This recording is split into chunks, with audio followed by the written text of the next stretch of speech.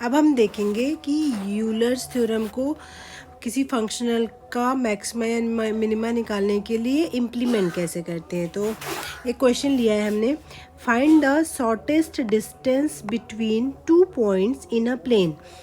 तो इसमें कोई फंक्शनल या क्वेश्चन जैसा हमने बोला था इस फॉर्म का, कि आपको जो भी फंक्शनल दिया होगा जनरली इस फॉर्म का दिया होता है, integration x1 to x2 f of x y dash dx। तो इस फॉर्म का कोई क्वेश्चन तो दिया नहीं है, तो ये आपको खुद से फॉर्म करना पड़ेगा। अगर ये गिवन होता तो कोई बात नहीं, बट गिवन नहीं है तो आपको ये बनाना पड़ेगा। अब हम देखते हैं इसको बनाएंगे कैसे। बोला है find the shortest distance between 2 points. Suppose एक पॉइंट ए है, एक पॉइंट बी है। इसके कोऑर्डिनेट आप ले सकते हैं x1, y1 और इसके कोऑर्डिनेट ले सकते हैं x2, y2। अब ए से बी के बीच के डिस्टेंस का मतलब हुआ कि इनके बीच में कोई सा भी पाथ ले सकते हैं। अगर ये पाथ लेंगे तो डिस्टेंस कुछ और होगी, अगर ये पाथ लेंगे तो डिस्टेंस कुछ और होगी।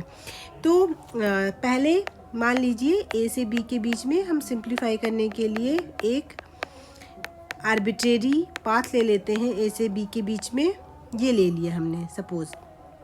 अब हमें क्या निकालनी है, डिस्टेंस, यानी कि इसकी लेंथ निकालनी है।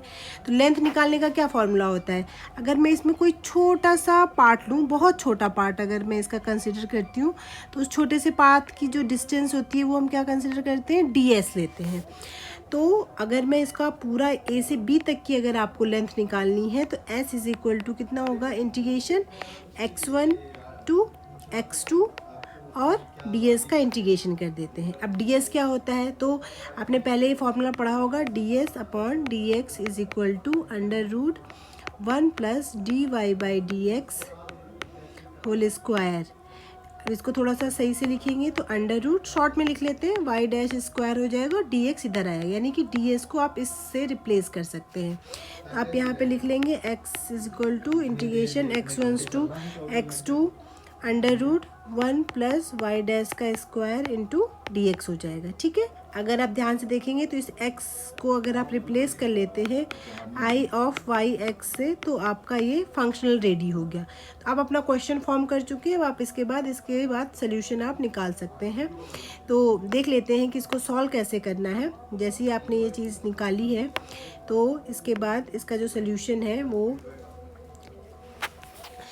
आपको निकला, functional I y x is equal to integration x1 to x2 √1 plus y dash square into dx।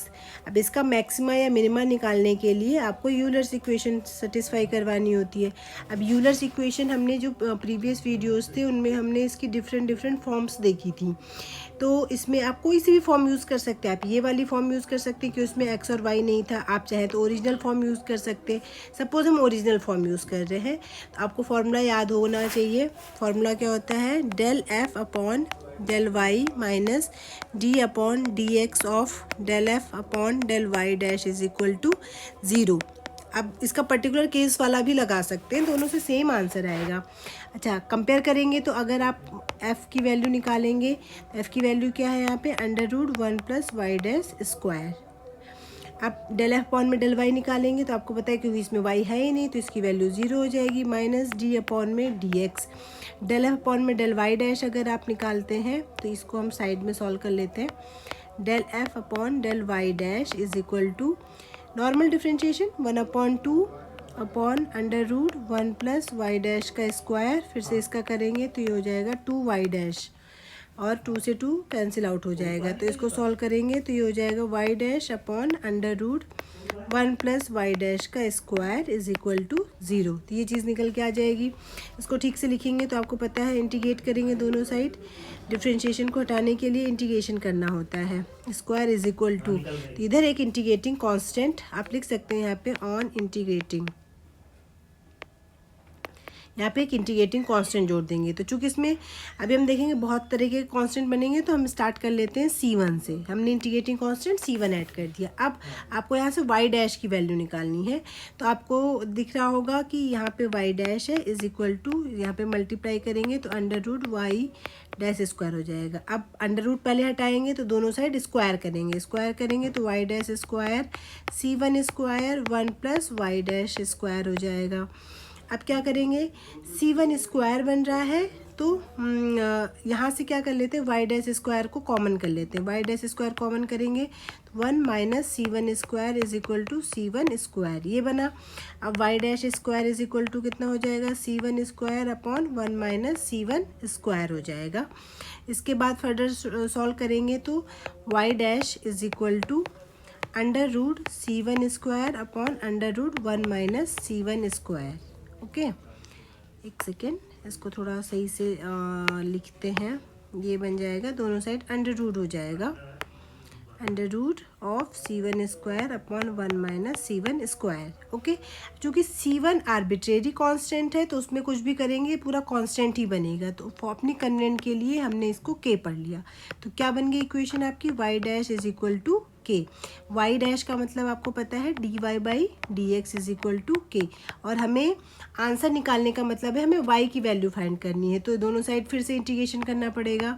dy is equal to k dx, integration करेंगे तो ये y हो जाएगा, k तो कांस्टेंट है, dx का इंटीग्रेशन x होता है, प्लस दूसरा कांस्टेंट ऐड कर लेते हैं, यहाँ पे d कांस्टेंट ऐड कर दिया, तो y इज इक्वल टू क्या निकल के आ गया, kx प्लस d। और अगर मैं इसको थोड़ा सा और दूसरी फॉर्म में लिखूँ तो y इज इक्वल टू, अगर आप इसे कंपेयर करेंगे तो mx प्लस c की फॉर्म का दिखाई दे रहा है। और ये किसकी इक्वेशन होती है, ये होती है आपकी स्ट्रेट लाइन की इक्वेशन। तो इस तरीके से आपका जो इसका जो भी क्वेश्चन था कि दो बिंदुओं के बीच की शॉर्टेस्ट डिस्टेंस वाला कर्व कौन सा होगा, तो शॉर्टेस्ट डिस्टेंस के लिए कर्व अगर आप निकालेंगे तो एक वो स्ट्रेट लाइन होगी। आई होप आपको समझ में आ गया होगा।